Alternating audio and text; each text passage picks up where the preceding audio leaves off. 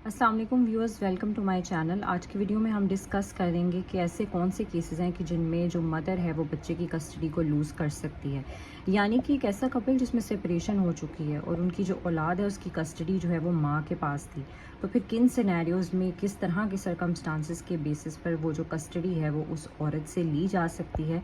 उसमें ये कुछ रीज़न्स जो हैं वो आपके सामने आपको स्क्रीन पर नज़र आ रहे होंगे कि अगर वो औरत दूसरी शादी कर लेती है, वो शहर से दूर गाँव में रहती है, या वो गैर इखलाकी ज़िंदगी बसर कर रही है, या वो बच्चे की ठीक देखभाल नहीं कर रही। ये जो लास्ट वन प्रिंसिपल है ये तो बाकायदा एक केस लॉ साइटेशन के हवाले से भी मैंने इसका रेफरेंस दिया हुआ है। जैसे आप देख सकते हैं, आप इस केस लॉ को बाकायदा स्टडी कर सकते हैं, इसके फैक्ट्स और प्रॉपर जो जजमेंट है वो भी देख सकते हैं। तो ये जो रीज़न्स हैं ये ज़ुबानी कलामी नहीं है, ये बेसिकली जो है वो लीगल जस्टिफिकेशंस हैं कि ये अगर रीज़न्स होंगे या इस तरह के हालात वाक़यात होंगे तो उनकी बिना पर जो है जो माँ होगी उससे बच्चे की कस्टडी ली जा सकती है।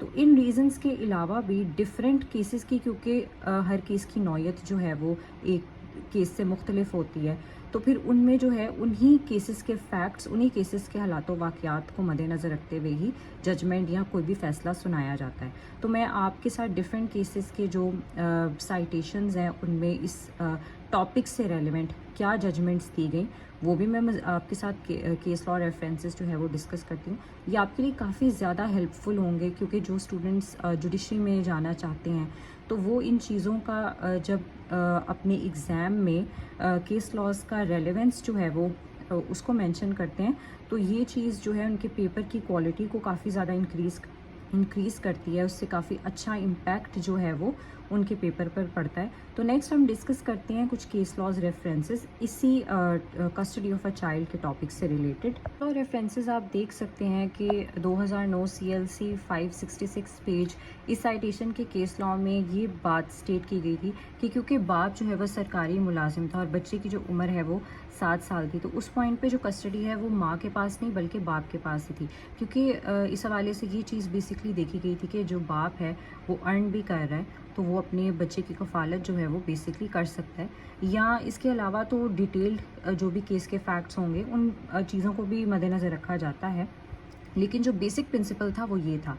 उसी हवाले से दूसरा भी आप देख सकते हैं कि बाप ने जो है वो दूसरी शादी नहीं की थी, ऑब्वियसली बच्चों के मफादात को मद्देनज़र रखते हुए, और वो अगर नानो नफ़का भी पूरा कर रहा है बच्चों का, यानी मेंटेनेंस और हर चीज़। और ये जो बात यानी ये जो एक सर्कमस्टांस था वो इस केस लॉ की साइटेशन जो कि आप देख सकते हैं 2004 supreme court monthly review page 1735, इसमें ये सर्कमस्टांस जो है वो डिस्कस किया गया था और इस हवाले से जो जजमेंट है वो दी गई थी कि उस पॉइंट पर फिर जो बच्चे की कस्टडी होगी वो बाप के पास होगी। तो इस तरह की डिफरेंट केसेस में जो है डिफरेंट वजूहात की बिना पर उन वजूहात को मद्देनज़र रखते हुए ही जो है वो डिसीजन पास किया जाता है।